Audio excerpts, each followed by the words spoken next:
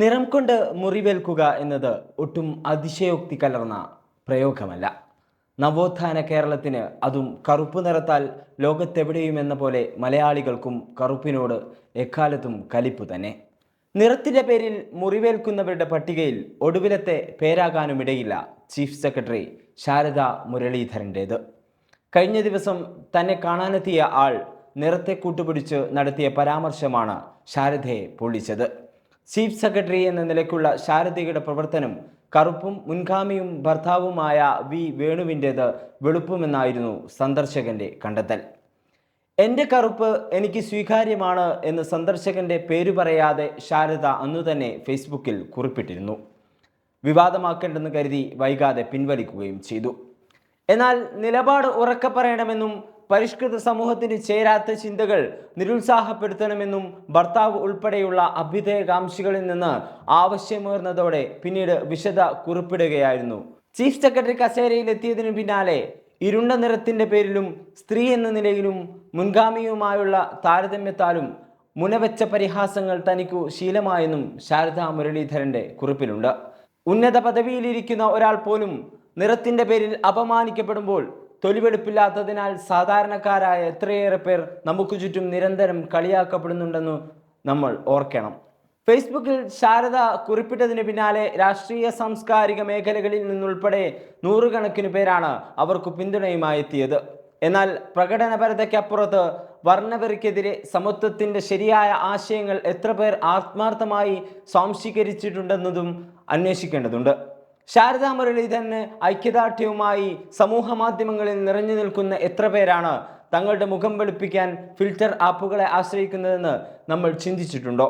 കറുപ്പിനോടുള്ള വെറുപ്പും ജാതി വെറിയുമെല്ലാം ഇന്നും നമ്മളിൽ പലരുടെയും ഉള്ളിൽ തിടം വെച്ചു കിടപ്പുണ്ട്. സന്ദർഭാനുസാരം ചിലരിലൂടെ അതൊക്കെ പുറത്തു വരുന്നെന്ന് മാത്രം. അത് തിരിച്ചറിഞ്ഞ് തിരുത്തലുകൾക്ക് ഇടം കൊടുക്കുമ്പോൾ മാത്രമാണ് നിറത്തെക്കുറിച്ചുള്ള അധമ ചിന്തകൾ പൊളിച്ചെഴുതാൻ കഴിയൂ. കറുമ്പനെന്നും ഇരുളനെന്നും കരിമ്പൂതമെന്നൊക്കെ എത്ര പേർക്ക് നമ്മൾ പേരിട്ട് ചാർത്തി കൊടുത്തിട്ടുണ്ടാവും. മക്കൾ കറുത്തുപോയതിൻ്റെ പേരിൽ മാതാപിതാക്കളും അച്ഛനമ്മമാർക്ക് നിറം കുറഞ്ഞു പോയതിൻ്റെ പേരിൽ മക്കളും എത്രമേൽ ആധിയിലാണ് സാക്ഷര സുന്ദര കേരളത്തിൽ ജീവിക്കുന്നതെന്നതും മറനീക്കിയ സത്യം. പ്രയോഗിക്കുന്ന തെറിവാക്കുകളിൽ, തമാശകളിൽ എന്തുകൊണ്ടാണ് കറുപ്പ് വല്ലാതെ മുഴച്ചു നിൽക്കുന്നത്? വെള്ളപൂശലും കറുത്ത കൈകളും ഇരുട്ടിൻ്റെ സന്തതികളുമൊക്കെയായി ഭാഷയിൽ വരെ വർണ്ണഭേദം കനത്തുകിടക്കുകയാണ്. നാടൊട്ടുക്ക് മുളച്ചു പൊന്തുന്ന ബ്യൂട്ടി സലൂണുകളും ഫെയർ ക്രീം പരസ്യങ്ങളുമൊക്കെ മാർക്കറ്റ് ചെയ്യുന്നതും കറുപ്പിനോടുള്ള തൊട്ടുകൂടായ്മ തന്നെ. ഏറെ നാളുകൾക്ക് ശേഷം കാണുന്ന സുഹൃത്തിനോടോ ബന്ധുവിനോടോ ഉള്ള ആദ്യ കുശലം ആകെ കറുത്ത് കരിവാളിച്ചു പോയല്ലോ എന്ന മലയാളിയുടെ ആധിയിലും മൊയച്ചു നിൽക്കുന്നത് കറുപ്പിനോടുള്ള വിഷം തീണ്ടിയ വിരോധം മാത്രം. തൊലി കറുത്തതിൻ്റെ പേരിൽ എത്രയെത്ര യുവതീ-യുവാക്കളാണ് ഇന്നും വിവാഹ കമ്പോളത്തിൽ എടുക്കാ ചരക്കുകളാകുന്നത്. സാക്ഷരതയിൽ മുന്നിട്ട് നിൽക്കുന്നുവെന്ന മേനി നടിക്കുന്ന കേരളത്തിലാണ് ഇതര സംസ്ഥാനങ്ങളെ അപേക്ഷിച്ച് കറുപ്പിനോടുള്ള അസഹിഷ്ണുത കൂടുതലെന്നതും പച്ചപ്പരമാർത്ഥം. അപ്പോഴും വെളുപ്പിനെ കറുപ്പിൻ്റെ എതിർപക്ഷത്ത് പ്രതിഷ്ഠിക്കാനും നാം മറക്കാറില്ല. നിറം കൊണ്ടും രൂപം കൊണ്ടും ധരിച്ച വസ്ത്രം കൊണ്ടും ഒരാളെക്കുറിച്ച് മുൻവിധി സൃഷ്ടിക്കുന്നതിനും നമ്മൾ തന്നെ മുന്നിൽ. കറുത്തവരോടും ദലിതരോടും ഭിന്നശേഷിക്കാരോടും നമ്മിൽ പലരും പുലർത്തുന്ന തൊട്ടുകൂടായ്മയും ക്രൂരപരിഹാസങ്ങളും ചികിത്സ തേടേണ്ട മനോവൈകല്യം തന്നെയാണ്.